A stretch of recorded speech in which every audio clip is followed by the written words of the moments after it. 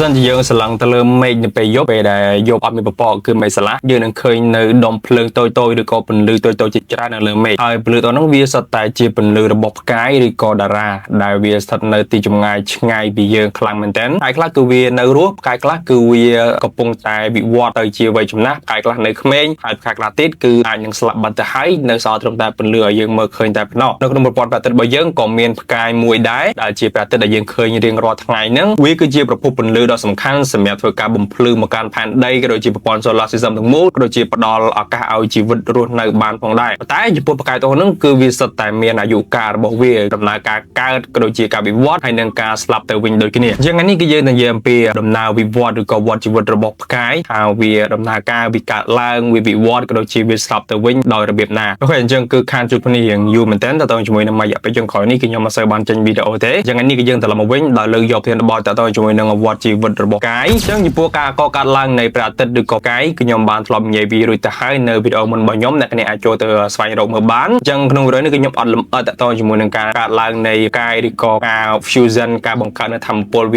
ាមិនទេគឺខ្ញុំសូមនិយាយកាត់រៀងខ្លីដើម្បីអ្នកគ្នាងាយស្រួលយល់តែម្ដងគឺដូចដែលយើងចង់ថាផ្កាយឬក៏តារាវាកើតឡើងដោយសារតែការផ្សំធាតុគ្នារវាងធាតុកោសំខាន់ចំនួន2គឺជា hydrogen ហើយនិង helium វាបានធ្វើការ fusion ចូលគ្នាទៅបង្កើតទៅជាព្រះអាទិត្យដោយស្ថិតនៅក្នុងដំណើរការ thermodynamic ឬក៏ thermodynamic ទៅធ្វើឲ្យវាបង្កើតជាមួយនឹងធម្មពលវិលជុំដែលធ្វើការដុតបញ្ឆេះពី snow រហូតមកផ្នែកខាងក្រៅចំពោះការវិវត្តរបស់ផ្កាយគឺវាអាចចេញលទ្ធផលចំនួន2គឺអាស្រ័យទៅលើទំហំ mass នៃផ្កាយទី1គឺផ្កាយដែលមាន mass តូចហើយនិងទី2គឺផ្កាយដែលមាន mass ធំដូចជាព្រះអាទិត្យរបស់យើងសប្តាហ៍ថ្ងៃវាគឺជាប្រភេទផ្កាយដែលមាន mass តូចដែលព្រះអាទិត្យរបស់យើងគឺវាមាន mass ប្រហែលទៅនឹង 333,000 ដងបើធៀបជាមួយនឹងទំហំនៃផែនដីហើយចំពោះការវិវត្តរបស់វាគឺវិវត្តទៅតាមដំណើរការធម្មតារបស់វាគឺដំបូងឡើយកើតឡើងចេញដោយសារតែ gas cloud ឬក៏ពណ៌ឧស្ម័នហ្នឹងហើយក៏បានធ្វើការទាញចូលចំនួន2នៃធាតុសំខាន់គឺជា helium ហើយនិង hydrogen ហើយ hydrogen ក៏បានធ្វើការ fusion ដើម្បីបង្កើតទៅជា helium ហើយដំណើរការហ្នឹងគឺវាបន្តអស់រយៈពេលរាប់ពាន់លានឆ្នាំរហូតបង្កើតទៅជាដុំភ្លើងឬក៏ជាផ្កាយហ្នឹងដែលបែងចែកចំណុចសំខាន់ចំនួន2ទី1គឺ snow របស់វាទី2គឺជាសន្ទាប់ផ្នែកខាងក្រៅរបស់វាដែលនៅក្នុងកំឡុងពេលហ្នឹងហើយគឺជាកំឡុងពេលដែលផ្កាយវាស្ថិតនៅក្នុងអវ័យជំទង់ហើយវាក៏បានធ្វើដំណើរវិវត្តទៅកាន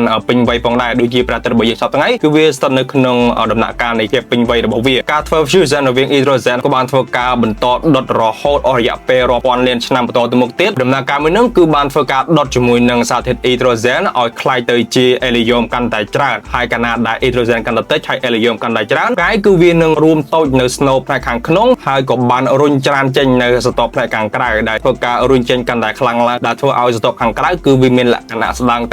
ទៅពីឯ snow ខាងក្នុងនៃព្រះអាទិត្យគឺវាមានលក្ខណៈកាន់តែតូចទៅហើយនៅក្នុងកំឡុងពេលហ្នឹងប្រភេទផ្កាយដែលមានពណ៌លឿងដូចជាព្រះអាទិត្យរបស់យើងនឹងធ្វើការផ្លាស់ប្ដូរពន្លឺពណ៌របស់វាដោយវាបានផ្លាស់ប្ដូរទៅជាពណ៌ក្រហមនៅក្នុងដំណាក់កាលហ្នឹងគឺគេហៅថា red giant ឬក៏យក្សពណ៌ក្រហមដែលចង់សម្ដៅទៅរកផ្កាយវាបានធ្វើការបដូរពណ៌នៅសន្ទប់លេខយ៉ាងក្រៅរបស់វាទៅជាពណ៌ក្រហមហើយដំណើរការបែបហ្នឹងគឺវានឹងបន្តទៅជាយូរអង្វែងទៀតដែលធ្វើឲ្យសន្ទប់នៅផ្នែកខាងក្រៅវាកាន់តែស្ដើងឡើងហើយ snow នៅផ្នែកខាងក្នុងវាកាន់តែតូចទៅហើយចំពោះផ្នែកខាងក្រៅ layer ហ្នឹងគឺវាបានបំបែកទៅជ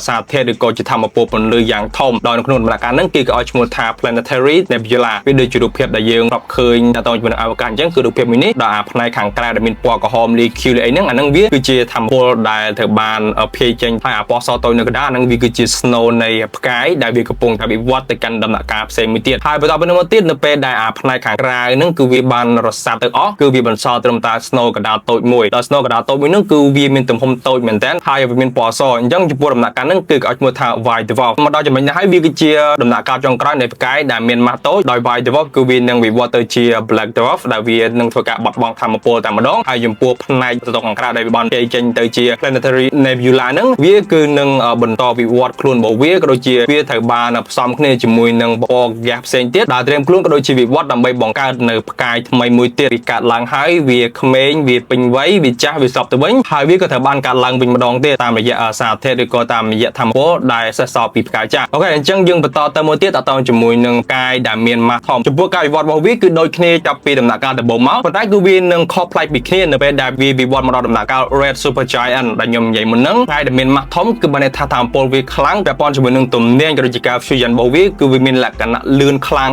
ជាងផ្កាយដែលមាន mass តូចនៅពេលដែលវាស្ថិតនៅក្នុងដំណាក់កាលនៃ red supergiant ទំនាញនៃ snow ផ្កាយហ្នឹងគឺវាមានលក្ខណៈខ្លាំងមែនទែនដោយវាបានធ្វើការទាញយកជាមួយនឹងផ្នែកខាងក្រៅចូលទៅកាន់ snow ក្នុងរយៈ ពេលខ្លីតែម្ដងហើយនៅពេលដែលវាទាញចូលកាន់តែតិចទៅមករវាកាន់តែធំឡើងសម្ពាធនៅក្នុង snow ហ្នឹងវាកាន់តែខ្លាំងឡើងដូចគ្នាធ្វើឲ្យផ្កាយក៏ដូចជា snow ផ្កាយទាំងមូលហ្នឹងគឺទៅបំផ្ទុះចេញតែម្ដងហើយនៅក្នុងដំណាក់កាលនៃការផ្ទុះហ្នឹងគឺគេឲ្យឈ្មោះថា supernova អូខេអញ្ចឹងចំពោះ supernova ខ្ញុំក៏បានធ្វើវីដេអូមួយដែរបងប្អូនវាបើមិនចង់ដឹងច្បាស់អ្នកគ្នាចូលទៅមើលវាបានដើម្បីលម្អិតវាប៉ុន្តែក្នុងកន្លែងនេះគឺខ្ញុំនិយាយលម្អិតទេហើយក្រោយពីផ្ទុះនឹងហើយគឺវាអាចនឹងចេញលទ្ធផលចំនួន2ដល់លទ្ធផលទី1សារធាតុដែលនៅសេសសល់នៃការផ្ទុះហ្នឹងគឺវានឹងបង្កើតទៅជា neutron star ឬជាផ្កាយដែលមានពណ៌ខៀវដោយវាមានសារធាតុ neutron ច្រើននៅក្នុងហ្នឹងហើយនឹងទី2គឺវានឹងក្លាយទៅជា singularity ហើយនឹងបង្កើតទៅជា black hole ឡើងហើយចំពោះ neutron star ហើយនឹង black hole ខ្ញុំក៏បានធ្វើវីដេអូលម្អិតពីវារៀងគួរសមដែរនៅវីដេអូមុនអ្នកគ្នាអាចចូលទៅ check មើលបានហើយចុងបញ្ចប់នៃផ្កាយដែលមាន mass ធំគឺវានឹងអាចក្លាយទៅជា neutron star ឬក៏ជា black hole អូខេអញ្ចឹងនេះវាគឺជាដំណើរវិវត្តនៃផ្កាយចាប់ពីការកើតរហូតដល់ការស្លាប់ទៅវិញគឺគេបែងចែកទៅជា2នេះឯងគឺយើងសង្ខេបបែបខ្លីមកវិញផ្កាយដែលមាន mass តូចគឺវាអាចនឹងវិវត្តទៅជា white dwarf ហើយបង្កើតទៅជាផ្កាយថ្មីឡើងចំណែកផ្កាយដែលមាន mass ធំគឺវានឹងបង្កើតទៅជា neutron star ឬក៏ផ្កាយតារា neutron ឬក៏ black hole អូខេអញ្ចឹងនេះវាជាវីដេអូតៗជាមួយនឹងដំណើរជីវិតនៃផ្កាយវារៀងខ្លីអូខេអញ្ចឹងវីដេអូរបស់យើងថ្ងៃនេះគឺមានតែប៉ុណ្្នឹងទេតែនៅនេះគិតមិនដែរដោយសារតែទំហំដ៏ធំល្វឹងល្វើយក៏ដូចជាគ្មានទីបញ្ចប់នៃលំហអវកាស galaxy ក៏ដូចជាចក្រវាឡទាំងមូលទៅធ្វើឲ្យមនុស្សជាតិដែលជាភាវៈឆ្លាតជាងគេនៅលើផែនដីមានចម្ងល់ជាខ្លាំងតាក់ទងជាមួយនឹងជីវិតនៅភពផ្សេងឬក៏នៅទីលំហអវកាសថាតើមានជីវិតផ្សេងរស់នៅដែរឬក៏អត់ដោយសារតែចម្ងល់ទាំងអស់ហ្នឹងហើយទៅធ្វើឲ្យមនុស្សតែងតែធ្វើការស្រាវជ្រាវក៏ដូចជាស្វែងរកប្រភេទភាវៈមានជីវិតផ្សេងទៀតដែលរស់នៅលើភពដទៃឬក៏ galaxy ដទៃថាតើវាអាចមានលទ្ធភាពក្នុងការទៅរួចដែរឬក៏អត់ដែលអាចឲ្យពួកគេមានវត្តមានឡើងឬក៏បើយោងទៅតាមទំហំនៃចក្រវាឡដ៏ធំរវឹងល្វើយនេះតើវាអាចទៅរួចដែរឬទេដែលថាមានភពណាមួយឬក៏មានទីកន្លែងណាមួយដែលអាចកំណយផលដល់ជីវិតរស់នៅផ្សេងទៀតដូចជាមនុស្សយើងការចង់ដឹងចង់ឮរបស់មនុស្សយើងទៅជារឿយៗតាំងពីពេលអតីតកាលជាពិសេសគឺនៅរយៈពេលប្រហែលជាង100ឆ្នាំចុងក្រោយនេះមនុស្សយើងគឺតែងតែបង្កើតនៅទ្រឹស្ដីក៏ដូចជាបង្កើតនៅសេណារីយ៉ូជាច្រើនសន្មត់ទៅលើជីវិតផ្សេងទៀតនៅក្នុងទីដទៃថាពិតជាអាចមានឬក៏មិនអាចកើតមានឡើងតាមរបៀបនេះតាមរបៀបនោះហើយទ្រឹស្ដីដែលល្បីល្បាញជាងគេដែលយើងតែងតែដឹងគឺជា Fermi Paradox ដែលនិយាយអំពីលក្ខណៈដែលអាចទៅរួចនិងមិនអាចទៅរួចក៏ដូចជាលក្ខណៈដែលយើងអាចធ្វើការរកឃើញក៏ដូចជាមិនរកឃើញនៅភាវៈមានជីវិតផ្សេងទៀតដែលនៅទីដ៏ឆ្ងាយណាមួយហើយមិនត្រឹមតែប៉ុណ្្នឹងទេនៅក្រោយមកទៀតក៏មានការស្រាវជ្រាវក៏ដូចជាមនុស្សយើងបានបង្កើតជាមួយនឹងបច្ចេកវិទ្យាក៏ដូចជាប្រព័ន្ធទំនាក់ទំនងកាន់តែធំឡើងកាន់តែល្អប្រសើរឡើងថែមទាំងបានធ្វើខុសច្បាប់មួយទៀតដែលគេឈ្មោះថាច្បាប់ព្រៃកង្កិតឬក៏ Dark Forest Theory ដោយបានធ្វើការបញ្ជូនសញ្ញាដើម្បីតាក់ទងទៅកាន់ជីវិតក្រៅភពនៅទីកន្លែងឆ្ងាយផ្សេងទៀតតាមរយៈការបាញ់រលកសញ្ញាទៅកាន់ទីអវកាសហើយចំពោះការធ្វើទំនាក់ទំនងបែបហ្នឹងគឺមិនមែនមានតែម្ដងទេគឺមានជាច្រើនដងទៀតនិយាយទៅមនុស្សយើងពិតជាចង់ដឹងមែនទែនតាក់ទងជាមួយនឹងវត្តមាននៃការកើតឡើងនៃមនុស្សក្រៅភពឬក៏យើងហៅថា alien នេះឯងថ្ងៃនេះគឺយើងតែនិយាយតាក់ទងជាមួយនឹងហេតុការណ៍ធំមួយចំនួនដែលមនុស្សយើងគឺតែងតែធ្វើការបង្កើតក៏ដូចជាតែងតែព្យាយាមទំនាក់ទំនងទៅកាន់ភាវៈមានជីវិតក្រៅភព alien ហ្នឹងតាមរយៈការបញ្ជូនព័ត៌មានរបស់មនុស្សយើងទៅកាន់ទីអវកាសក៏ដូចជាការបាញ់ជាមួយនឹងរលកសញ្ញាផងដែរបើនិយាយពីប្រធានបទដែលតាក់ទងជាមួយនឹង alien ឬក៏ភាវៈក្រៅភពវាគឺជាប្រធានបទដែលមានការចាប់អារម្មណ៍ខ្លាំងមែនទែនពីសំណាក់អ្នកវិទ្យាសាស្ត្រក៏ដូចជាមនុស្សទូទៅមិនថាយើងទាំងគ្នានឹងផងដែរហើយវាបូកផ្សំជាមួយនឹងធម្មជាតិរបស់មនុស្សយើងដែលតែងតែចង់ដឹងចង់ឮនៅរឿងដែលប្លែកៗទៅបីជារឿងនឹងមិនគួរដឹងមិនគួរឮក៏យើងនៅតែចង់ដឹងតារាដែរហើយរឿយៗក៏មានជា theory ក៏ដូចជាមានប្រធានបទមួយចំនួនដែលយើងតែងតែដឹងក៏ដូចជាអ្វីដែលខ្ញុំតែងតែធ្វើកន្លងមកគេក៏បានរកឃើញជាមួយនឹងភស្តុតាងជាច្រើនផងដែរតាមរយៈការសន្និដ្ឋានតាមរយៈការនិទានក៏ដូចជាភស្តុតាងមួយចំនួនទៀតថា alien ហ្នឹងគឺពិតជាមានវត្តមានពិតប្រាកដមែនហើយនៅលើផែនដីនេះទៅទៀតប៉ុន្តែទោះបីជាយ៉ាងណាក៏ដោយព័ត៌មានទាំងអស់ហ្នឹងភាគច្រើនវាគឺជាព័ត៌មានដែលស្ថិតនៅក្នុងលក្ខណៈមិនច្បាស់លាស់បានថាស្រពិចស្រពិលក៏ដូចជាវាស្ថិតនៅក្នុងលក្ខណៈជាទ្រឹស្ដីឬក៏ theory ផងដែរដែលយើងមិនអាចធ្វើការជឿជាក់បាន 100% ទេថាអ្វីដែលកើតឡើងហ្នឹងវាគឺជាការពិតឬក៏គ្រាន់តែជាការប្រឌិតសម្រាប់ទាញយកចំណាប់អារម្មណ៍ពីមហាជនអីចឹងដែរប៉ុន្តែជួនថ្ងៃនេះគឺយើងទៅនិយាយនៅបទមួយដែលតាក់ទងជាមួយនឹងការបញ្ជូនព័ត៌មានរបស់មនុស្សយើងក្នុងគោលបំណងតាក់ទងទៅកាន់ alien ឬក៏មនុស្សភពផ្សេងដោយនៅក្នុងឆ្នាំ1972គឺមាន spacecraft ឬក៏ជាយានអវកាសហ្នឹងដែលមានឈ្មោះថា Pioneer 10ជាមួយនឹង Pioneer 11ឬក៏ Pioneer 10ហើយនឹង11ហ្នឹងគឺបានបញ្ចូលព័ត៌មានតាក់ទងជាមួយនឹងមនុស្សយើងទៅលើនេះមួយដោយក្នុងនោះគឺមានមនុស្សប្រុសមនុស្សស្រី diagram ឬក៏គំនូរតាំងហ្នឹងនៃប្រព័ន្ធ solar system របស់យើងដែលបង្ហាញអំពីទីតាំងរបស់ផែនដីរបស់យើងស្ថិតនៅក្នុងប្រព័ន្ធ ព័ន្ធ solar system នឹងផងដែរចំពោះគោលបំណងនោះគឺដើម្បីធ្វើការតំណាក់តំណងទៅកាន់មនុស្សក្រៅភពនឹងឯងគឺបានថាគេបានបង្ហោះវាចោលអញ្ចឹងទៅបើសិនជាពេលណាមួយត្រូវបានជួបចៃដន្យជាមួយនឹងមនុស្សក្រៅភពឬក៏វាត្រូវបានទទួលដោយមនុស្សក្រៅភពណាមួយវាហាក់ដូចជាសារមួយប្រាប់ទីតាំងរបស់យើងទៅឲ្យគេដឹងអញ្ចឹងហើយបច្ចុប្បន្នគេក៏អាចបានស្មានដឹងផងដែរថាទីតាំងរបស់ D ហ្នឹងកន្លែងនេះប្រហែលជាស្ថិតនៅឡោះរវាងភព Pluto ហើយវាក៏បានកំពុងតែធ្វើដំណើរចាក់ឆ្ងាយពីប្រព័ន្ធ solar system របស់យើងផងដែរហើយនឹងមួយទៀតគឺនៅក្នុងឆ្នាំ1997វាគឺជាព្រឹត្តិការណ៍ដ៏ល្បីជាងគេតាក់ទងជាមួយនឹងការបញ្ជូនព័ត៌មានរបស់មនុស្សជាតិទៅទីលំអវកាសដោយព្រឹត្តិការណ៍នោះគឺយើងដឹងហើយថាជា Voyager Golden Record ក្នុងពេលសកម្មមួយនេះគឺយាន Voyager 1ជាមួយនឹង Voyager 2គឺបានផ្ទុកជាមួយនឹង disk ដែលមានទំហំ12អ៊ីនចំនួន2សន្លឹកគឺបានន័យថាយានមួយដាក់មួយសន្លឹកហើយនឹងយានមួយទៀតគឺដាក់ disk មួយសន្លឹកទៀតនៅក្នុងនេះនោះគឺបានបញ្ចូលជាមួយនឹងព័ត៌មានមួយចំនួនដូចជាភាសាឬក៏ការនិយាយស្វាគមន៍ជា55ភាសាជាមួយពិភពលោកមានជាប្រភេទតន្ត្រីទូទាំងពិភពលោកក៏ដូចជាមានរូបភាពមនុស្សសត្វធម្មជាតិតទៅជាមួយនឹងបរិយាកាសនៅលើផែនដីដូចជារូបមន្តក្រៅដូចជាក៏ដូចជាប្រព័ន្ធ solar system របស់យើងផងដែរហ្នឹងដែលមានស្របទាំងអស់ចំនួន116រូបហើយក្នុងនោះក៏មានសំឡេងផងដែរតទៅជាមួយនឹងសំឡេងមនុស្សនិយាយគ្នាសំឡេងខ្យល់សំឡេងច្បក់បេះដូងសំឡេងសោចក៏ដូចជាសំឡេងសត្វមួយចំនួនទៀតផងដែរក៏មានព័ត៌មានតទៅជាមួយនឹងទីតាំងរបស់ solar system ក៏ដូចជាទីតាំងរបស់ផែនដីហើយនឹងមានជាលក្ខណៈប្រភេទ DNA ក៏ដូចជាប្រព័ន្ធចង្វាក់ខ្សែ DNA របស់មនុស្សហ្នឹងក៏គេបានដាក់បញ្ចូលនៅក្នុងនោះដែរហើយវិធីសាស្ត្រដែលគេបញ្ចូលព័ត៌មានហ្នឹងគឺគេបានទៅសេជាលក្ខណៈកូល2ឬក៏យ៉ាងថាជា binary ហ្នឹងហើយក៏បាន set វាដាក់ចូលទៅក្នុង disk ហ្នឹងតែម្ដងជាលក្ខណៈទ្រឹស្ដីយើងដឹងហើយថាភាសា binary វាគឺជាភាសា digital ហើយភាសា digital គឺគេចាត់ទុកថាវាគឺជាភាសាចក្រវាឡអញ្ចឹងបានន័យថាបើសិនជាប្រភេទ alien ពួកគេទទួលបានជាមួយនឹងព័ត៌មានហ្នឹងយ៉ាងណាក៏ពួកគេអាចធ្វើការអានព័ត៌មានហ្នឹងបានដោយប្រើប្រាស់ជាមួយនឹងភាសា binary នេះផងដែរបើសិនជាពួកគេស្គាល់នៅប្រព័ន្ធ digital នឹងដូចគ្នាហើយបច្ចុប្បន្នគេក៏បានស្មានថាយាន Voyager 1ហ្នឹងធ្វើដំណើរចាក់ចេញពីភពផែនដីបើសិនជាគិតទៅប្រហែលជាខ្ទង់24,000 លានគីឡូម៉ែត្រជាងពីផែនដីទៅហើយនឹងមួយទៀតគឺស្ថិតនៅក្នុងឆ្នាំ1974គឺបានធ្វើការបញ្ជូនសារជាលក្ខណៈ radio message ឬក៏សារលក្ខណៈបែបរលកវិទ្យុហ្នឹងដោយបានបាញ់ចេញពី telescope ដែលមានឈ្មោះថា Arecibo Observatory ដែលមានទីតាំងនៅ Puerto Rico ចំពោះគោលដៅនៃការបាញ់នេះគឺសំដៅទៅកាន់ប្រព័ន្ធ solar system មួយដែលគេឲ្យឈ្មោះថា Globular M13 ដែលមានរយៈចម្ងាយប្រហែលជា 25,000 ឆ្នាំពន្លឺពីផែនដីរបស់យើងដោយការបាញ់នេះគឺជាការបាញ់រលកសញ្ញាភ្ជាប់ជាមួយនឹង binary code ដូចគ្នាដោយមាន message ចំនួន 1979 bit នោះគឺបានភ្ជាប់ជាមួយនឹងព័ត៌មានសាមញ្ញមួយចំនួនមានដូចជាលេខពី1ដល់10ហើយក៏មានលេខអាតូមនៃធាតុសំខាន់ៗមួយចំនួនដែលមានដូចជា hydrogen carbon oxygen azote ក៏ដូចជា phosphorus ជាដើមហើយក៏មាន structure DNA របស់មនុស្សក៏មានតកតជាមួយនឹងរូបរាងកាយរបស់មនុស្សក៏ដូចជាចំនួនប្រជាជននៅលើផែនដីហើយក៏មាន solar system diagram ផងដែរហើយក៏ពីនោះមកទៀតរហូតមកដល់ឆ្នាំ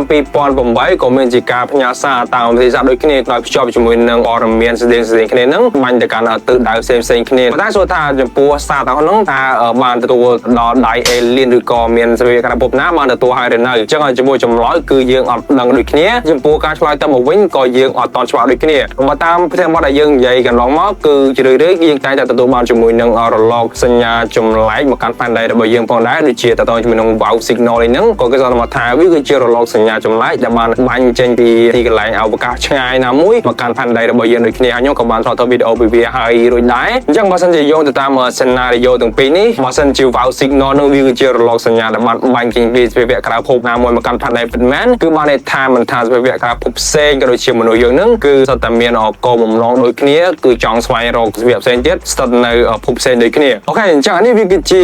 ការបញ្ជូនសញ្ញាក៏ដូចជាការព្យាយាមតាក់ទងទៅកាន់ alien ឬក៏សភាវៈផ្សេងទៀតនៅទីកន្លែងផ្សេងទៀតនៅក្នុង galaxy ឬក៏ចក្រវាឡយើងហ្នឹងដែលមនុស្សយើងបានធ្វើតាំងពីពេលអតីតកាលរហូតមកដល់ពេលបច្ចុប្បន្នគឺនៅក្នុងឆ្នាំ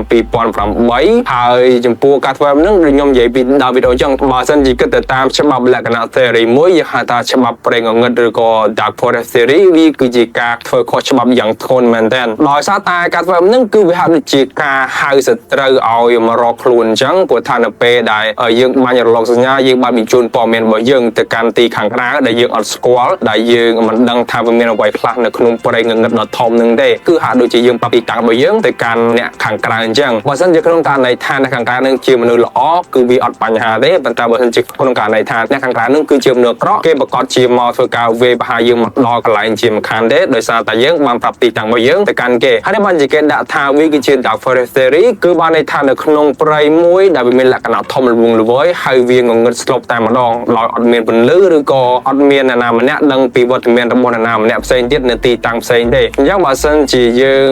បានបញ្ជូនព័ត៌មានយើងទៅក្រៅឬក៏យើងបានធ្វើការបំភ្លឺភ្លើងនៅកន្លែងចំណុចណាមួយអាហ្នឹងគឺវាហាក់ដូចជាយើងបានប្រាប់គេថាទីតាំងរបស់យើងគឺនៅកន្លែងហ្នឹងអញ្ចឹងបើសិនជាប៉ះអ្នកល្អអត់អីទេតែបើសិនជាប៉ះអ្នកមិនល្អគឺវាប្រកាសជាមានគ្រោះថ្នាក់ដល់ខ្លួនឯងជាមិនខានហើយចំពោះទង្វើនៃការឈានតំណងទៅកាន់ទីកង្កាល់របស់មនុស្សជាតិហ្នឹងអាហ្នឹងវាក៏ជារឿងមួយផ្សេងទៀតផងដែរដែលយើងអត់ដឹងថាទៅថ្ងៃមុខទៅមានសភាវៈក្រៅភពណាបានទទួលសារហ្នឹងឬក៏អត់ឬក៏ពួកគេបញ្ជូនសាររបស់ពួកគេមកវិញឬក៏យ៉ាងណាអាហ្នឹងយើងមានតែចាំមើលបន្តទៀតអូខេអញ្ចឹងតើជាមួយនឹងប្រធានបទថ្ងៃហ្នឹងគឺយើងមានតែប៉ុណ្្នឹងទេអង្គធាតុដែលតូចបំផុតដែលមនុស្សរកឃើញនៅក្នុងពេលបច្ចុប្បន្នយើងស្គាល់ថាជាអាតូមដោយក្នុងនោះគឺវាផ្សំឡើងពីអង្គធាតុតូចៗចំនួន3ប្រភេទទៀតដែលយើងស្គាល់ថាជា neutron electron ហើយនិង proton ធាតុទាំង3ហ្នឹងគឺគេហៅថា matter ហើយហ្នឹងវាគឺជាធាតុទូទៅឬក៏ជាធាតុធម្មតាដែលយើងគ្រប់គ្នាតែងតែស្គាល់ផងដែរតែនៅក្នុងលក្ខណៈបែបវិទ្យាសាស្ត្រគឺគេបានស្រាវជ្រាវទៅមួយកម្រិតទៀតដោយគេអាចរកឃើញថាតាមពិតទៅអាធាតុតូចៗទាំង3ដែលយើងស្គាល់ថាជា matter ហ្នឹងគឺវាមានធាតុផ្ទុយពីនឹងទៀតដែលគេស្គាល់ថាជា anti matter ដែល anti matter ហ្នឹងវាគឺជាធាតុផ្ទុយដែលមានបន្ទុកចរន្តហ្នឹងផ្ទុយគ្នាព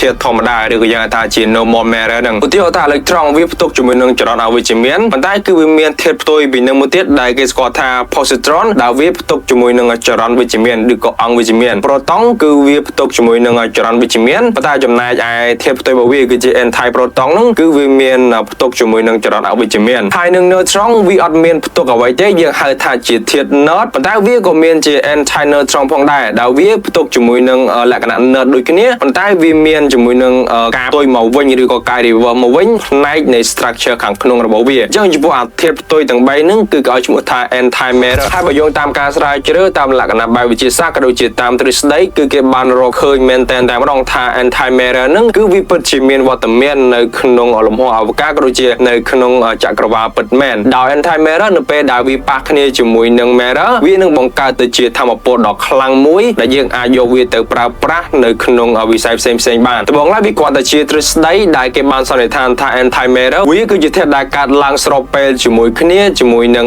matter ផ្សេងៗដែលវាកើតក្នុងចក្រវាឡដែរដោយហេតុការណ៍នៃការកើតឡើងជាមួយនឹង anti matter នេះភាគច្រើនគឺគេអាចសន្និដ្ឋានថាវាកើតឡើងនៅពេលដែលមានបំផ្ទុះធំៗកើតឡើងដូចជាបំផ្ទុះ supernova neutron star ឬក៏ជាលក្ខណៈ cosmic ray decay ជាដើមប៉ុន្តែចំពោះបរិមាណនៃ anti matter បើធៀបគ្នាជាមួយនឹង matter ធម្មតាគឺវាមានចំនួនតិចឬក៏យើងហៅថាជាសារធាតុកម្រខ្លាំងមែនទែនដែលវាកម្រនឹងកើតមានខ្លាំងមែនទែនឬក៏បើសិនជានៅក្នុងលក្ខខណ្ឌធម្មតា anti matter គឺមិនមានវត្តមានឡើយ anti matter តើវាបានផ្ដល់ផលប្រយោជន៍អីហើយបានជាអ្នកវិទ្យាសាស្ត្របានព្យាយាមធ្វើការសិក្សាស្រាវជ្រាវពីវាខ្លាំងម្ល៉េះចំពោះ anti matter គឺគេបានបង្កើតជាមួយនឹង theory មួយថានៅពេលដែល anti matter វាបានប៉ះគ្នាជាមួយនឹង matter វានឹងបំបត្តិគ្នាទៅវិញទៅមកបានន័យថា annihilate ឬក៏ vanish ហ្នឹងដែលវាធ្វើឲ្យធាតុទាំងពីរហ្នឹងគឺវាបាត់ឬក៏វារលាយចូលគ្នាប៉ុន្តែបានផ្ដល់មកវិញជាមួយនឹងថាមពលឬក៏ energy ដ៏ខ្លាំងដែល energy ទាំងនោះគឺយើងអាចយកវាទៅប្រើប្រាស់នៅក្នុងវិស័យអីក៏បានដែរហើយនៅក្នុងពេលបច្ចុប្បន្ននេះអ្នកវិទ្យាសាស្ត្រក៏បានព្យាយាមធ្វើការសិក្សាស្រាវជ្រាវដើម្បីបង្កើតជាមួយនឹងសារធាតុ anti matter ហ្នឹងឲ្យបានច្រើនផងដែរដើម្បីយកវាទៅបង្កើតជាថាមពលក្នុងការប្រើប្រាស់នៅក្នុងវិស័យផ្សេងៗតែរបស់ហ្នឹងគឺវាដំណើរការរបៀបម៉េចចំពោះការដំណើរការរបស់វាគឺវាស្ថិតនៅក្នុងលក្ខណៈបែបទ្រឹស្ដីហើយចំពោះចំណេះដឹងឬក៏ការស្រាវជ្រាវតទៅជាមួយនឹងផ្នែកហ្នឹងក៏មានលក្ខណៈមិនសូវជាច្រើនប្រហែលដែរអ្វីដែលយើងអាចសន្និដ្ឋានបានគឺវាស្ថិតនៅក្នុងត្រឹមតែជាលក្ខណៈបែបទ្រឹស្ដីតែប៉ុណ្ណោះចំពោះថាមពលដែលកើតចេញពី anti matter ជាមួយនឹង matter វាប្រតិកម្មជាមួយគ្នាបើសិនជាលក្ខណៈដំបូងវាអាចទៅរួចគេអាចយកវាទៅប្រើប្រាស់ជាមួយនឹងថាមពលដែលប្រើប្រាស់នៅក្នុងយានអវកាសដើម្បីអាចធ្វើដំណើរទៅកាន់ទីអវកាសឆ្ងាយៗដោយយើងដឹងស្រាប់យ៉ាងថាជាទូទៅនៅពេលដែលយានអវកាសដែលរត់ដោយថាមពលអ្វីមួយមិនថាថាមពលនុយក្លេអ៊ែរឬក៏ថាមពលអីក៏ដោយបើសិនចង់ធ្វើដំណើរឲ្យបានឆ្ងាយគឺវាអាចទៅរួចទេបើសិនជាពឹងទៅលើថាមពលសុទ្ធដោយសារតែជាទូទៅនៅពេលដែលគេបង្ហោះយានអវកាសគឺគេពឹងទៅលើទំនាញភពឬក៏ពឹងទៅលើអង្គធាតុមួយចំនួនទៀតនៅក្នុងលំហអាកាសដើម្បីអាចរុញយាននឹងឲ្យវាទៅមុខបានប៉ុន្តែដំណើរការបែបហ្នឹងគឺវាចំណាយពេលយូរបើសិនជាក្នុងការនៃថាការស្រាវជ្រាវទៅលើទីលំហអវកាសវាមានលក្ខណៈឆ្ងាយខ្លាំងគឺយើងអត់មានថាមពលគ្រប់គ្រាន់ដើម្បីអាចជួយជំរុញយានអវកាសឯហ្នឹងឲ្យវាទៅមុខបានឆ្ងាយទេឬក៏យើងនិយាយឲ្យស្ដាប់ទៅបានន័យថា fuel ឬក៏ថាមពលនៅក្នុងយានហ្នឹងគឺយើងអាចមានលទ្ធភាពក្នុងការបង្កើតវាឲ្យបានច្រើនទេអញ្ចឹងគោលបំណងនៃការបង្កើត anti matter ដំបូងឡើយបើសិនជាវាអាចទៅរកពិតមែនគឺវាប្រកាសជាបើកផ្លូវឲ្យអ្នកវិទ្យាសាស្ត្រហ្នឹងអាចធ្វើការរុករកឬក៏ explore ទៅកាន់ទីលំ លំហអវកាសបានច្រើនជាងមុនបានឆ្ងាយជាងមុនបានទូលំទូលាយជាងមុនផងដែរដោយសារតែធម្មពលដែលបានបង្កើតចេញពីការប្រតិកម្មគ្នារវាង matter ហើយនិង anti matter ហ្នឹងគឺវាមានឥទ្ធិពលខ្លាំងមែនទែនគឺបានន័យថាធាតុតិចៗដែលវាប៉ះចូលគ្នាប៉ុន្តែនៅពេលដែលបង្កើតចេញមកវិញគឺបង្កើតជាមួយនឹងធម្មពលខ្លាំងគេអាចដឹងពីវត្តមាននៃ anti matter បានគឺតាមរយៈការសង្កេតទៅលើព្រឹត្តិការណ៍ធំៗនៅក្នុង galaxy ឬក៏នៅក្នុងលំហអវកាសឬក៏ព្រឹត្តិការណ៍ដែលកើតឡើងដោយសារតែធម្មជាតិមួយចំនួនដែលត្រូវបានគេអង្កេតដឹងក៏ដូចជាគេកំណត់ដឹងតាមរយៈ radar ឬក៏តាមរយៈការស្ទង់តាក់ទងជាមួយនឹងប្រភេទធម្មពលមួយចំនួនពីសំណាក់អ្នកវិទ្យាសាស្ត្រក៏ដូចជាអង្គការ NASA ផងដែរដោយហេតុការណ៍ធំៗដែលអាចបង្កើតជាមួយនឹង anti matter បានគឺវាធំខ្លាំងមែនទែនដែលការបង្កើតនឹងភាគច្រើនបើសិនជាយើងយកមកធៀបគ្នាជាមួយនឹងលទ្ធភាពដែលមនុស្សអាចបង្កើតវាបានគឺវាសឹងតែមិនអាចទៅរួចតែម្ដងដោយទីមួយគឺតាក់ទងជាមួយនឹង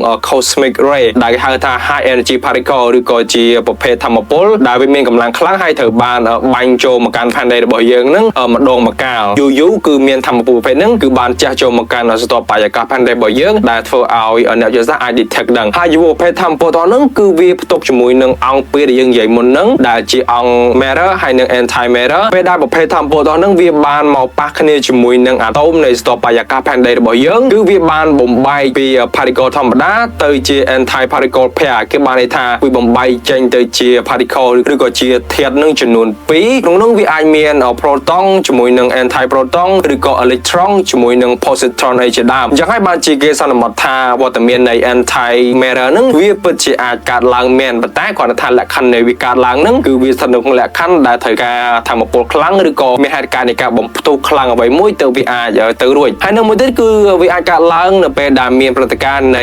supernova កើតឡើងអញ្ចឹងចំពោះព្រឹត្តិការណ៍ supernova សូមសង្ខេបឲ្យខ្លីវាគឺជាព្រឹត្តិការណ៍នៃការផ្ទុះនៃផ្កាយមួយនៅពេលដែលវាអស់អាយុវានៅពេលដែលផ្កាយវាដល់អាយុឲ្យវារួមតូចសម្ពាធកាន់តែធំហើយម៉ាស់កាន់តែធំវានឹងធ្វើការផ្ទុះឡើងអញ្ចឹងហើយអាបំផ្ទុះដែលផ្ទុះឡើងចេញពីផ្កាយស្លាប់ហ្នឹងយើងហៅថា supernova បើមិនចង់ដឹងច្បាស់អ្នកគ្នាអាចចូលទៅមើលវីដេអូវត្តជីវិតនៃផ្កាយដែលខ្ញុំបានធ្វើលើកមុនផងដែរដោយសារតែកម្លាំងបំផ្ទុះនៃផ្កាយដ៏ខ្លាំងមួយហ្នឹងគឺវាបានភាយចេញជាមួយនឹងធម្មពលដ៏មហិមាមែនទែនហើយចំពោះធម្មពលដែលបានបំផ្ទុះចេញហ្នឹងគឺវាមានច្រើនមែនទែនវាមានតាំងពីប្រភេទ energy ឬក៏ធម្មពលយើងហៅថា gamma ray វិទ្យុសកម្ម gamma ហ្នឹងក៏វាអាចជះមកដល់ផែនដីយើងផងដែរក៏ដូចជាវាអាចបន្សល់ជាមួយនឹងពន្លឺឬក៏ធម្មពលផ្សេងទៀតដែលជះពីពេញនៅក្នុង galaxy ឬក៏តំបន់ជុំវិញនៅពេលដែលវាផ្ទុះនឹងឯងចំពោះធម្មពល gamma ray ឬក៏វិទ្យុសកម្ម gamma ហ្នឹងគឺវាអាចបំលែងពី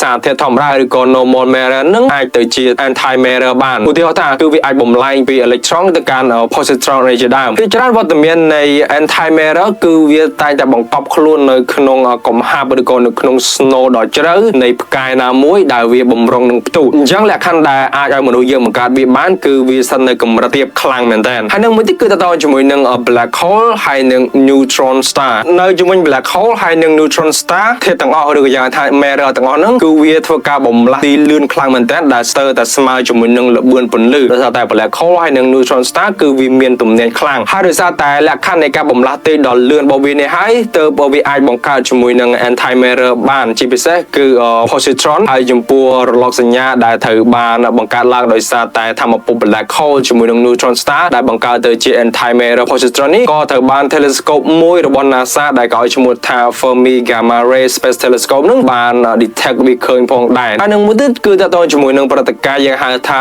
radioactive decay វាគឺជាព្រឹត្តិការណ៍នៃការប្រតិកម្មជាមួយនឹងធម្មពលវិទ្យុសកម្មនៅលើទីលំហអវកាសដោយសារតែលក្ខណៈមិនប្រក្រតីនៅពេលដែលមានការប្រតិកម្មនៃធម្មពលវិទ្យុសកម្មកើតឡើងគឺវានឹងបង្កើតទៅជាប្រភេទ positron anti matter នឹងដោយធម្មជាតិរបស់វាតែម្ដងប៉ុន្តែយុវប្រតិកម្មបែបហ្នឹងគឺវាកម្រកើតឡើងមែនទែនទោះបីកើតឡើងក៏វាអាចកើតឡើងនៅក្នុងបរិយាកាសទូទៅរបស់យើងដែរប៉ុន្តែនៅក្នុងវិស័យសុខាភិបាលមួយគេបានប្រើប្រាស់លំនាំនៃវិធីបែបហ្នឹងយកទៅបង្កើតជាបច្ចេកវិទ្យាមួយដែលគេឲ្យឈ្មោះថា PET ដើម្បីធ្វើការ scan ទៅលើរាងកាយរបស់មនុស្សដើម្បីសង្កេតមើលទៅលើ activity របស់ metabolic នៅក្នុងរាងកាយផងដែរថានឹងលក្ខខណ្ឌដែលអាចបង្កើតជាមួយនឹង anti matter មួយទៀតនោះវាគឺជាលក្ខខណ្ឌដែលយើងតែងតែអាសាឃើញនៅពេលដែលមេឃភ្លៀងឬក៏នៅពេលដែលមេឃអត់ភ្លៀងក៏យើងឃើញដែរគឺនៅពេលដែលមានរន្ទះបាញ់កើតឡើងអញ្ចឹងនៅពេលដែលមានរន្ទះបាញ់កើតឡើងគឺវាបានបញ្ចេញជាមួយនឹង current ដ៏ខ្លាំងឬក៏ចរន្តដ៏ខ្លាំងដែលបានបាញ់ផ្ទុំមកកាន់ផែនដីរបស់យើងដោយសារតែការបាញ់ប្រផោនោះគឺវាបានបង្កើតជាមួយនឹង gamma ray ឬក៏វិទ្យុសកម្ម gamma ray ដែលយើងនិយាយមុនហ្នឹងហើយនៅក្នុងវិទ្យុសកម្ម gamma ray ហ្នឹងក៏មានផ្ទុកជាមួយនឹង pair នៃ electron ហើយនិង positron ដូចគ្នាគឺវាដូចគ្នាជាមួយនឹងលក្ខខណ្ឌ neutron star ដែលយើងនិយាយមុនហ្នឹងដែរអូខេអញ្ចឹងនេះវាគឺជាច ចំណេះដឹងតិចតួចពាក់ព័ន្ធជាមួយនឹង anti-mirror ហើយក៏មានគ្នាយើងសាច់ចេះខ្ញុំធ្វើរៀងយូរគួរសមដែរប៉ុន្តែខ្ញុំទៅតែមានពេលធ្វើថ្ងៃហ្នឹងអូខេគេមានគ្នាយើងបាន comment ចង់ឲ្យខ្ញុំធ្វើវីដេអូតជាមួយនឹង Demon Core មានយូរគួរសមដែរហើយប៉ុន្តែគាត់ថាខ្ញុំអត់ដែរបានធ្វើទេអញ្ចឹងថ្ងៃនេះគឺយើងទៅនិយាយពីប្រធានបទ Demon Core នឹងតែម្ដងទៅថាតើ Demon Core នឹងវាគឺជាអ្វី Demon Core នឹងវាគឺជាប្រភេទឧបករណ៍វិទ្យាសាស្ត្រយ៉ាងឬក៏ហៅថាជាប្រភេទអាវុធតែម្ដងទៅដែលវាគឺជាផ្នែកមួយនៃ Project Manhattan ដែលជាបញ្ជាក់ក្នុងការបង្កើតនៅក្របបែក nuclear ក្នុងការប្រើប្រាស់នៅក្នុងសង្គ្រាមលោកលើកទី2ហ្នឹងនៅក្នុងនោះក៏មាន Demon Core នឹងមួយផងដែរដែល Demon Core នោះវាគឺជាប្រភេទដុំស្វៀឬក៏ដុំបាល់មូលមួយធ្វើឡើងពីសារធាតុ plutonium ហើយក្នុងនោះគឺវាមានផ្ទុកជាមួយនឹងសារធាតុវិទ្យុសកម្មយ៉ាងខ្លាំងមែនទែនដែលធ្វើឲ្យប៉ះពាល់ទៅកាន់អ្នកដែលប៉ះពាល់វាដោយផ្ទាល់ឬក៏បើសិនជាវាមានបដកាយកាត់ឡើងវានឹងបញ្ចេញជាមួយនឹងវិទ្យុសកម្មទៅជុំវិញនឹងតែម្ដងនៅក្នុងឆ្នាំ1940វាគឺជាកំឡុងនៃសង្គ្រាមលោកលើកទី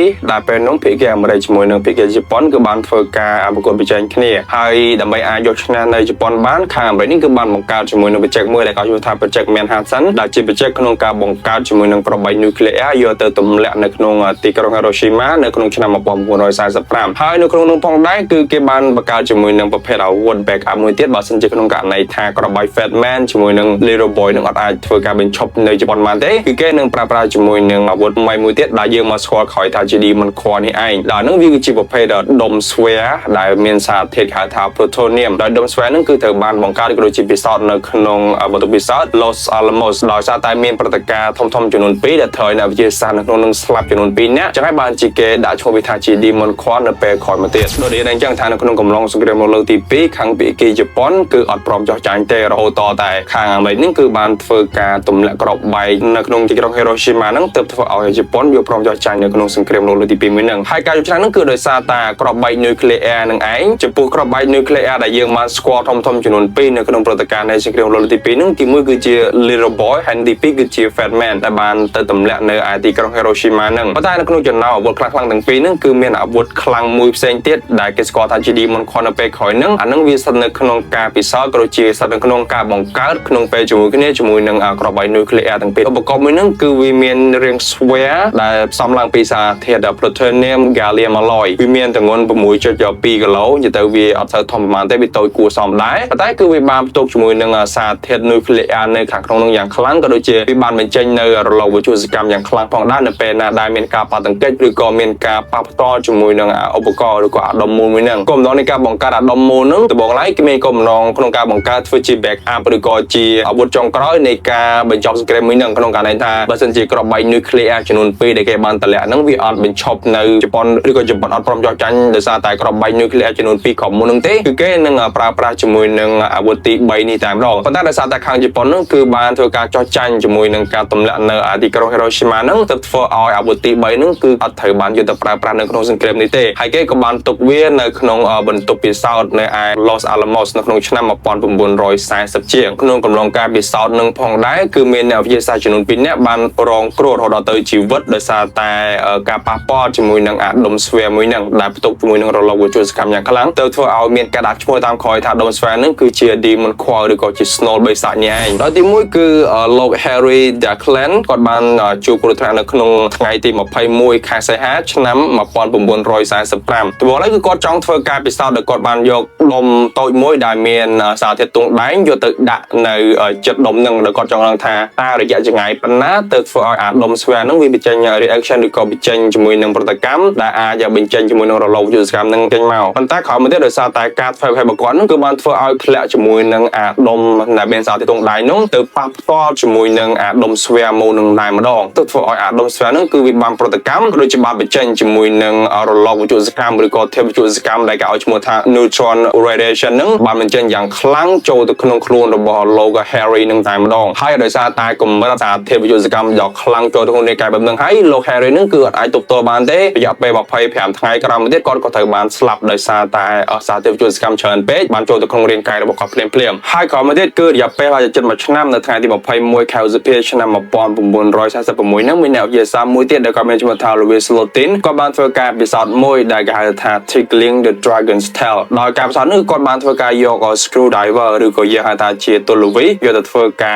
គាស់ឬក៏លើកជាមួយនឹងអាដុំស្វែហ្នឹងប៉ុន្តែដោយសារតែការលើកដោយមិនប្រុងប្រយ័ត្នរបស់គាត់ហ្នឹងទៅធ្វើ អាតូលវីនឹងគឺវាកលាច់ហើយរបូតចេញទៅធ្វើឲ្យអាដុំស្វែនឹងវាបញ្ចេញជាមួយនឹងប្រតិកម្ម reaction វាកាត់ឡើងហើយក៏បានបញ្ចេញជាមួយនឹងវិទ្យុសកម្មចេញមកតែម្ដងដល់ក្នុងពេលហ្នឹងគឺមានពលឺភ្លើងពណ៌ខៀវមួយគឺបានធ្វើការចាស់មក flat នឹងចេញពេញបន្ទប់ពិសោធន៍នឹងតែម្ដងដែល logo Slotin នឹងគាត់ក៏បានធ្វើការវិបត្តិចេញពីក្នុងបន្ទប់នឹងផងដែរប៉ុន្តែជាកសលគឺគាត់អាចចេញរួចទេដែលធ្វើឲ្យសារធាតុវិទ្យុសកម្មដ៏ច្រើនសម្បើមនឹងគឺបានធ្វើការជ្រាបចូលទៅកាន់រាងកាយរបស់គាត់ពេញតែម្ដងហើយក្រោយមកទៀតគឺរយៈពេល9ថ្ងៃគាត់ក៏ត្រូវបានស្លាប់ដោយសារតែព្រឹត្តិការណ៍នឹងផងដែរហើយដោយសារតែព្រឹត្តិការណ៍ធំៗទាំងពីរនឹងត្រូវបានកាត់ឡើងអញ្ចឹងហើយទៅគេហៅអាដុំនឹងថាជា Demon Core អញ្ចឹងតែម្ដងទៅចា៎នេះវាគឺជា Demon Core ដែលគ្នាយើងតែងតែ suggest ឲ្យខ្ញុំធ្វើនឹងវាគ្រាន់តែជាឧបករណ៍វិទ្យាសាស្ត្រឬក៏ជាអាវុធលក្ខណៈបែបវិទ្យាសាស្ត្រមួយសម្រាប់យកទៅប្រើប្រាស់នៅក្នុងសង្គ្រាមតែប៉ុន្តែគេអត់បានយកវាទៅប្រើតែប៉ុណ្្នឹងហើយហើយដោយសារតែក្នុងហេតុការណ៍នៃគ្រោះថ្នាក់វិទ្យុសកម្មនឹងផងដែរទើបធ្វើឲ្យគេទទួលបានជាមួយនឹងការសិក្សាក៏ដូចជាទទួលបានជាមួយនឹងរបបកំហុសថ្មីផងដែរអំពីគ្រោះថ្នាក់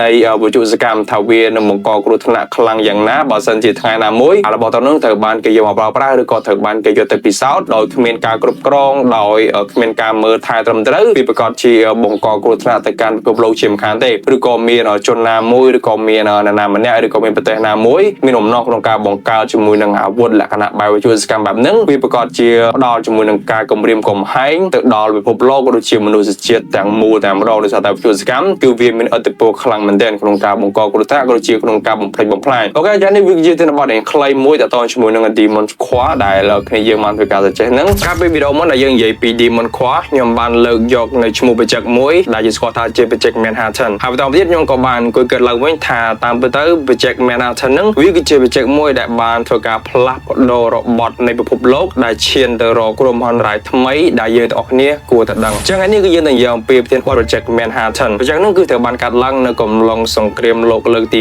2ដែលធ្វើឲ្យមានការផ្លាស់ប្ដូររបត់យ៉ាងធំមួយតាក់ទងជាមួយនឹងពិភពលោករបស់យើងដែលឈានទៅរកគ្រោះមហន្តរាយថ្មីមួយទៀតនៅថ្ងៃអនាគតដែលវាមិនយូរមិនឆាប់ពិតជាអាចកើតឡើងជាមិនខានបើយោងទៅតាមទ្រឹស្ដីក៏ដូចជា scenario ក៏ដូចជាធម្មជាតិរបស់មនុស្សផងដែរ Project Manhattan នេះវាត្រូវបានកាត់ឡើងហាក់ដូចជាចៃដន្យហាក់ដូចជា disaster ឬក៏ជាគ្រោះធម្មជាតិដែលត្រូវបានបង្កើតឡើងដោយមនុស្សយើងអញ្ចឹងដោយ project នេះគឺត្រូវបានចាប់ផ្ដើមឡើងនៅក្នុងឆ្នាំ1942ដែលស្ថិតនៅក្នុងកំឡុងនៃសង្គ្រាមលោកលើកទី2តែម្ដងគឺវាត្រូវបានកាត់ឡើងដោយសារតែរបបកំហើញថ្មីពីសំណាក់ផ្នែកការវិទ្យាសាស្ត្រហើយក្រោយមកទៀតតទៅជាមួយនឹងរបបកំហើញហ្នឹងក៏ត្រូវបានគេយកទៅប្រើប្រាស់បន្តបន្ទាប់រហូតមកដល់ពេលបច្ចុប្បន្នហើយវាអាចនឹងកាត់ឡើងនៅក្នុងពេលអនាគតផងដែរហើយចំពោះហេតុផលដែលអាចកាត់ឡើងនោះគឺដូចខ្ញុំនិយាយពីដំបូងអញ្ចឹងវាមិនមែនជារឿងដែលល្អទេវាអាចចាត់ចូលជាគ្រោះមហន្តរាយពិភពលោកក៏អាចថាបានដែរចំពោះចំណេះដឹងតទៅជាមួយនឹង Project Manhattan នេះខ្ញុំគិតថាជាចំណេះដឹងមួយដែលយើងគ្រប់គ្នាគួរតែដឹងយ៉ាងហោចណាស់ក៏ដឹងថានឹងវាគឺជាស្អីដែរវាគឺជាព្រឹត្តិការណ៍ប្រវត្តិសាស្ត្រដ៏ធំមួយបើសិនជាយើងនិយាយឲ្យខ្លីទៅ Project Manhattan នេះវាគឺជា project ក្នុងការបង្កើតនៃក្របបែក nuclear នេះឯង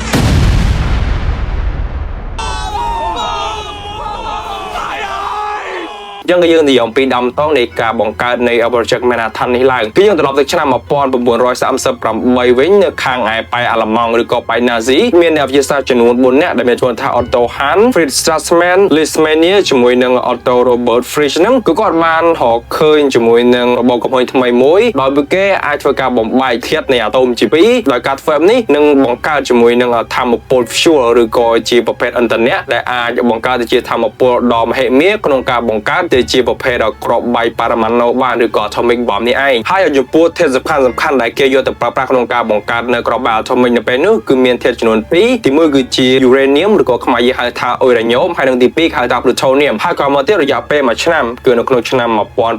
1939លោក Albert Einstein ក៏គាត់បានទទួលដំណឹងអំពីរបបកំហើញថ្មីនៅខាងប៉ែអាល្លឺម៉ង់ផងដែរដោយសារតែគាត់គឺជាកម្ពុជាអ្នកវិទ្យាសាស្ត្រអញ្ចឹងទៅគឺគាត់ទទួលបានដំណឹងហ្នឹងហើយដោយសារតែទទួលបានជាមួយដំណឹងហ្នឹងគឺគាត់នៅអត់សុខទេជាមួយនឹងដៃគូបកបម្នាក់ទៀតដែលជារូបវិទូម្នាក់ដែរដែលក៏មានឈ្មោះថា Leo Szilard បានធ្វើការសរសេរសម្បត្តិមួយផ្ញើទៅកាន់ប្រធានាធិបតីនៃសហរដ្ឋអាមេរិកកាលពីជំនាន់នោះគឺលោក Franklin Delano Roosevelt ក្នុងអត្ថន័យនៃសម្បត្តិនោះគឺហាក់ដូចជាការប្រកាសអាសន្នឬក៏ជាការព្រមានទៅកាន់សហរដ្ឋអាមេរិកតែម្ដងថាខាងប៉ែអាល្លឺម៉ង់ឥឡូវនេះគឺគេកំពុងតែមានគម្រោងក្នុងការបង្កើតជាមួយនឹងក្របបែកអាតូមិកដ៏មហិមាដោយប្រើប្រាស់ជាមួយនឹងវិធីសាស្ត្រក្នុងការ split អាតូមឬក៏ការបំបែកអាតូមដោយយកធាតុសំខាន់ នចំនួន2គឺជាយូរ៉េនៀមជាមួយនឹងព្លូតូនៀមដោយសារតែអាមេរិកជាមួយនឹងអាល្លឺម៉ង់គឺជាដៃគូប្រកួតប្រជែងគ្នាតាំងពីដើមមកក្រោយពីទទួលបានដំណឹងបែបនេះហើយចំពោះប្រធានាធិបតីសហរដ្ឋអាមេរិកគឺគាត់នៅអត់សុខទេគាត់ក៏បានធ្វើការហៅប្រជុំគ្នាជាមួយនឹងកពួនអ្នកវិទ្យាសាស្ត្រល្បីៗកាលពីជំនាន់នោះដើម្បី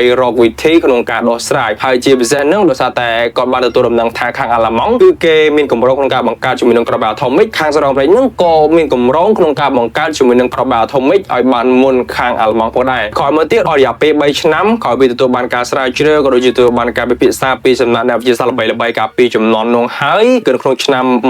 1942 Project Manhattan ក៏ត្រូវបានចាប់កំណើតឡើងហើយចំពោះនៅក្នុងកំឡុងឆ្នាំ1942នេះផងដែរខាងសហរដ្ឋអាមេរិកក៏បានលូកដៃចូលទៅក្នុងសង្គ្រាមលោកលើកទី2ផងដែរហើយស្របជាមួយនឹង Project Manhattan ក្នុងការបង្កើតនៅក្របបែកអាថូមិកនេះត្រូវបានបង្កើតឡើងចឹងទៀតគឺសហរដ្ឋអាមេរិកមានគម្រោងថានៅពេលដែលបង្កើតជាមួយនឹងក្របបែកអាថូមិកនេះបានសម្រេចយកទៅប្រើប្រាស់ដើម្បីក្នុងការបញ្ចប់សង្គ្រាមលោកលើកទី2នេះតែម្ដងហាក់ដូចជារឿងជួនគ្នាហាក់ដូចជារឿងចៃដន្យចំពោះ Project Manhattan គឺវាត្រូវបានកើតឡើងត្រឹមតែរយៈពេលយ៉ាងខ្លីនៅក្នុងព្រឹត្តិការណ៍នៃសង្គ្រាមលោកលើកទី2នឹងតែម្ដងចំពោះ Project ហ្នឹងគឺត្រូវបានដឹកនាំដោយកំពូលអ្នកវិទ្យាសាស្ត្រល្បីៗប្រចាំប្រវត្តិសាស្ត្រដែលយើងតែងតែដឹងដែលក្នុងនោះមានដូចជាលោក Enrico Fermi ក៏ដូចជាលោក J. Robert Oppenheimer ផងដែរដែលយើងស្គាល់គាត់ថាជាបិតានៃក្របបែកអាថូមិកនេះឯងហើយក្រោយពីជុំគ្នាក៏ដូចជាទទួលបានកម្លាំងពីខាងបេអ្នកវិទ្យាសាស្ត្រល្បីៗរួចមកចំពោះ Project Manhattan ក៏ត្រូវបានចាប់ដើមឡើង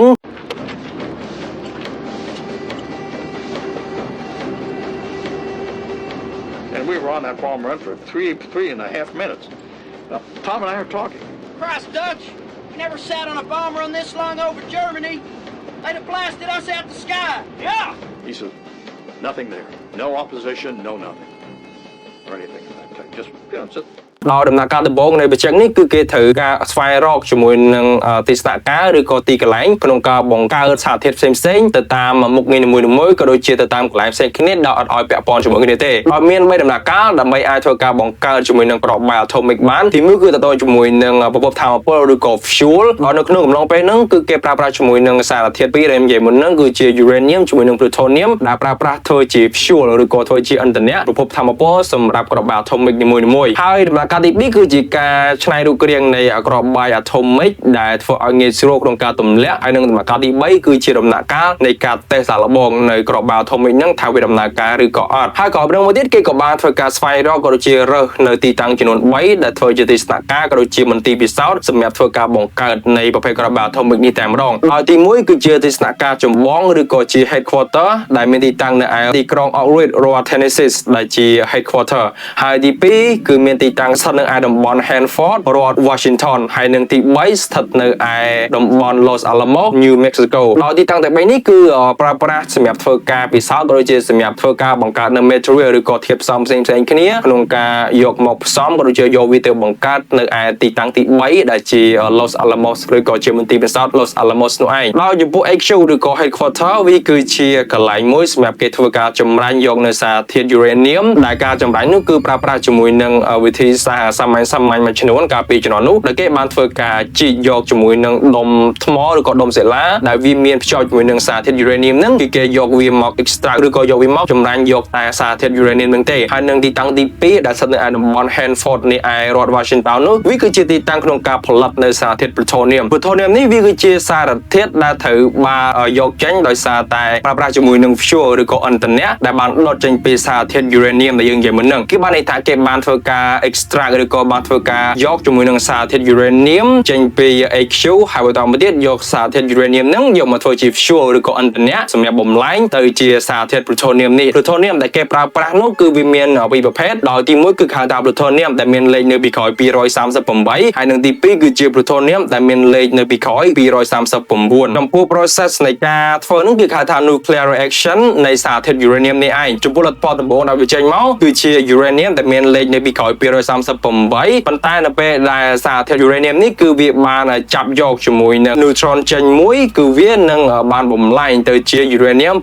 239តែចំពោះការទាញយកជាមួយនឹងសារធាតុ plutonium នេះគឺគេយកវាទៅប្រើប្រាស់នៅក្នុង nuclear reactor ដើម្បីធ្វើជាប្រភពថាមពលប្រើប្រាស់នៅក្នុងក្របបែកអាថូមិកនេះឯងដោយសារតែក្នុងពេលនោះគឺគេមានគម្រោងផលិតក្របបែកអាថូមិកចំនួន2ប្រភេទក្របបែកអាថូមិកមួយគឺមាន fuel ជាសារធាតុ uranium ហើយនឹងមួយទៀតគឺមាន fuel ជាសារធាតុ plutonium នេះឯងហើយក៏ ក៏មួយទៀតគឺឆ្លងកាត់អស់រយៈពេល3ឆ្នាំស្ថិតនៅក្នុងឆ្នាំ1945ចំពោះការស្វែងរកនៅសារធាតុផ្សេងៗក៏ដូចជា material ផ្សេងៗដើម្បីធ្វើការបង្កើតទៅជាក្រប atomic នេះគឺត្រូវបានរកគ្រប់គ្រាន់ឬក៏ជា material គ្រឿងផ្សំអីហ្នឹងគ្រប់គ្រាន់សម្រាប់ក្នុងការបង្កើតជាមួយនឹងក្រប atomic បានហើយក៏មកទៀតគេក៏បានយកវាទៅធ្វើការ building ឬក៏បង្កើត structure ក្រប atomic ឡើងនៅឯទីស្នាក់ការទី3នៅឯតំបន់ Los Alamos នៃរដ្ឋ New Mexico នេះឯងហើយនៅក្នុងបន្ទប់ពិសោធន៍នៅឯតំបន់ Los Alamos ហ្នឹងគឺត្រូវបានដឹកនាំដោយលោក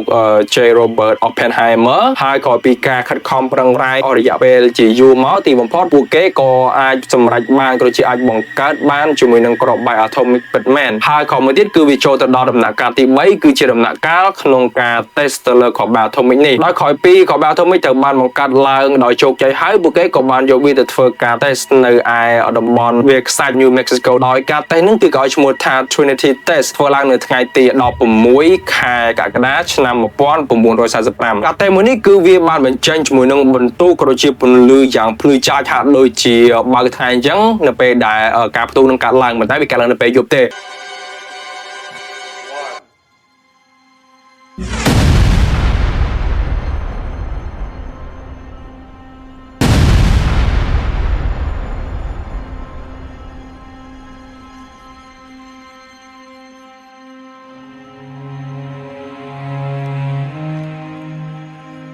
ហើយបន្ទាប់ពីធ្វើការតេស្តដោយជោគជ័យហើយពួកគេក៏សម្រេចសម្រួលថាក្របបែក atomic ដែលពួកគេបានបង្កើតឡើងនេះគឺទទួលបានលទ្ធផលជោគជ័យ 100% ហើយក្រោយមកទៀតនៅពេលដែលខាងប្រទេសជប៉ុនកំពុងតែវឹកវរនៅក្នុងសង្គ្រាមលោកលើកទី2នេះហើយថែមទាំងមិនព្រមចោះចាញ់ក៏ដូចជាមិនព្រមដកថយទៀតនោះទីបំផុតនៅថ្ងៃទី6ខែសីហាឆ្នាំ1945ក្របបែក atomic មួយដែលយើងស្គាល់ថាជា Little Boy ដោយផ្ទុកជាមួយនឹងសារធាតុ fuel uranium គឺត្រូវបានពំលាក់នៅឯទីក្រុង Hiroshima ប្រទេសជប៉ុនប៉ុន្តែប៉ុណ្ណឹងគឺអត់គ្រប់គ្រាន់ទេដោយសារតែខាងប្រទេសជប៉ុនគឺនៅតែអត់ព្រមចោះចាញ់ខំមកទៀតរយៈពេល3ថ្ងៃគឺនៅថ្ងៃទី9ខែសីហាដដែលឆ្នាំ1945ហ្នឹងក្របបែក atomic មួយគ្រាប់ទៀតដែលយើងស្គាល់ថាជា Fat Man ដែលមានសារធាតុ plutonium fuel ហ្នឹងត្រូវបានទម្លាក់ម្ដងទៀតនៅឯទីក្រុង Nagasaki ហើយដោយសារតែឥទ្ធិពលដ៏ខ្លាំងក្លានៃក្របបែក atomic នេះគឺបានសម្លាប់មនុស្សអស់ប្រហែលជាង200,000នាក់នៅក្នុងព្រឹត្តិការណ៍ Hiroshima ជាមួយនឹង Nagasaki នេះផងដែរហើយក្រោយមកទៀតខាងបែកប្រទេសជប៉ុនក៏បានធ្វើការព្រមចោះចាញ់ហើយក៏បានបញ្ចប់នៅសង្គ្រាមលោកលើកទី2តែត្រឹមនេះតែម្ដងអូខេអញ្ចឹងឥឡូវនេះគឺយើងនឹងនិយាយអំពី scope ក្នុងការបង្កើតនៃ project Manhattan នេះវិញម្ដងដោយ project Manhattan នេះគឺត្រូវបានធ្វើឡើងចាប់ពីឆ្នាំ1942បានសម្រេចនៅក្នុងឆ្នាំ1945អញ្ចឹងគឺវាចំណាយពេលអស់រយៈពេល3ឆ្នាំដោយក្នុងនោះគឺបានប្រើប្រាស់ក៏ដូចជាចូលរួមនៃកម្លាំងមនុស្សប្រហែលជា 130,000 នាក់ក៏ដូចជាប្រើប្រាស់ជាមួយនឹងថវិកាអស់ប្រហែលជា $2,000 កាលពីចំនួននោះតែវាស្មើទៅនឹងប្រហែលជា $30,000 នៅឯសម័យបច្ចុប្បន្ននេះអញ្ចឹងបើសិនជាយើងស្ដាប់មើលទៅតទៅជាមួយនឹង project Manhattan នេះវាគឺជា project មួយដែលបានធ្វើការបង្កើតនៅក្របបែក atomic ក្នុងការបញ្ចប់សង្គ្រាមលោកលើកទី2ប៉ុន្តែបើសិនជាយើងស្ដាប់អំពីភាពជោគជ័យនេះទៅវាហាក់ដូចជាមិនមែនជាភាពជោគជ័យដ៏ល្អទេដោយសារតែឥទ្ធិពលក៏ដូចជាដោយសារតែគំរូដែលបានបង្កើតនៅអាវុធបែបនេះហើយវានឹងបន្តទៅជាគ្រោះមហន្តរាយដែលមនុស្សនឹងធ្វើការបង្កើតនៅប្រភេទអាវុធនេះបន្តទៀតដើម្បីធ្វើការបំផ្លាញគ្នានៅថ្ងៃក្រោយបន្តទៀតដូចជាក្នុងពេលបច្ចុប្បន្នហ្នឹងគឺយើងដឹងដែរថាមានប្រទេសធំៗក៏បានធ្វើការអភិវឌ្ឍក៏ដូចជាបង្កើតនៅប្រភេទអាវុធនេះបន្តដើម្បីទុកសម្រាប់ការពារពេលមានអាសន្នផងដែរខំមកទៀតនៅពេលដែល project នេះបានសម្រេចយើងក៏ដឹងដែរថាលោក J. Robert Oppenheimer ដែលយើងស្គាល់ថាជាបិតានៃក្របបែក atomic ហ្នឹងគឺគាត់មានការស្ដាយក្រោយជាខ្លាំងចំពោះរបបកំហើញរបស់គាត់ហើយគាត់ក៏បាននិយាយពាក្យដ៏ល្បីមួយឃ្លារបស់គាត់ដែលយើងតែងតែដឹងនោះដែលគាត់បាននិយាយថា Now I am become death, the destroyer of worlds. ពីនឹងគឺមានន័យថាខ្ញុំបានខ្លាយទៅជាមច្ចរាជជាអ្នកបំផ្លាញពិភពលោកអញ្ចឹងគឺគាត់បានដឹងច្បាស់នៅក្នុងចិត្តតែម្ដងថារបបកំហើញរបស់គាត់នេះគឺវានឹងបង្កទៅជាបញ្ហាថ្ងៃក្រោយវានឹងអាចទៅជាការបំផ្លាញពិភពលោកឬក៏វាអាចទៅជាគ្រោះមហន្តរាយនៃការបំផ្លាញពិភពលោកដែលបង្កើតឡើងដោយស្នាដៃមនុស្សជាមិនខានទេវាហាក់ដូចជាពាក្យសម្ដីរបស់លោក Albert Einstein ដែលគាត់បាននិយាយផងដែរដោយគាត់បាននិយាយថាខ្ញុំមិនដឹងទេថាសង្គ្រាមលោកលើកទី3គឺគេប្រើប្រាស់អាវុធប្រភេទអ្វីយកមកប្រយុទ្ធគ្នា ប៉ុន្តែគឺខ្ញុំដឹងថានៅសង្គ្រាមលោកលើកទី4មនុស្សប្រកបជាប្រើប្រាស់ជាមួយនឹងអាវុធសាមញ្ញដូចជាឈើឬក៏ដុំថ្មឬក៏ដំបងឬក៏ដៃទទេហ្នឹងដើម្បីធ្វើការប្រយុទ្ធគ្នាជាមិនខានអញ្ចឹងនៅក្នុងនៅកន្លែងហ្នឹងគឺគាត់ត្រង់និយាយថានៅក្នុងសង្គ្រាមលោកលើកទី3ពិភពលោកក៏ដូចជាមនុស្សជាតិទាំងអស់ហ្នឹងគឺនឹងត្រូវរលាយមិនថាបែបបនជាមួយនឹងបច្ចេកវិទ្យាអ្វីក៏ដោយគឺនឹងរលាយខ្ទេចតែម្ដងដែលធ្វើឲ្យនៅពេលដែលមានសង្គ្រាមលោកលើកទី4មនុស្សគឺនឹងប្រើប្រាស់ជាមួយនឹងវិធីសាស្ត្រសាមញ្ញដើម្បីធ្វើការប្រយុទ្ធគ្នាដោយសារតែសារធាតុរបស់មនុស្សគឺវាបែបនឹងឯងហើយចំពោះប្រភេទអាវុធឬក៏ប្រភេទដែលអាចធ្វើឲ្យពិភពលោករងការបំផ្លិចបំផ្លាញខ្លាំងជាងគេនៅក្នុងបច្ចុប្បន្នដែលយើងអាចគិតបានគឺជាប្រភេទអាវុធនុយក្លេអ៊ែរនេះឯងហើយចំពោះអាវុធនុយក្លេអ៊ែរគឺនៅក្នុងបច្ចុប្បន្នគេដឹងហើយថាប្រទេសធំៗជាច្រើនគឺមាននៅក្នុងដៃទាំងអស់អញ្ចឹងបើសិនជាថ្ងៃណាមួយវាមានបញ្ហាអ្វីកើតឡើងឬក៏យើងនិយាយគាត់ស្ដាប់ទៅថាសង្គ្រាមលោកលើកទី3វាកាត់ឡើងនៅក្នុងពេលណាមួយប្រកបណាស់អាវុធនុយក្លេអ៊ែរវាប្រកបជាដើរតួសំខាន់ក្នុងការបំផ្លាញពិភពលោកក៏ដូចជាមនុស្សជាតិនិងយើងគ្រប់គ្នាផងដែរអញ្ចឹងហើយបានខ្ញុំនិយាយពីដំបូងថាប្រជែកមានអាថានេះវាគឺជារបបកំហើញថ្មីមួយដែលបានធ្វើការផ្លាស់ប្ដូរបត់បែនពិភពលោកឈានទៅរកគ្រោះមហន្តរាយថ្មីមួយផ្សេងទៀតអូខេអញ្ចឹងតើតើជាមួយនឹងប្រធានបទ project Manhattan នេះគឺមានតែប៉ុណ្្នឹងទេបើសិនជាខ្ញុំនិយាយតែខុសឬក៏មានកន្លែងណាដែលថាខ្វះខាតមិនពេញចិត្តអីអ្នកគ្នាអាចធ្វើការ comment ជាការកែប្រែជាការកែតម្រូវបានអត់មានបញ្ហាអ្វីទេ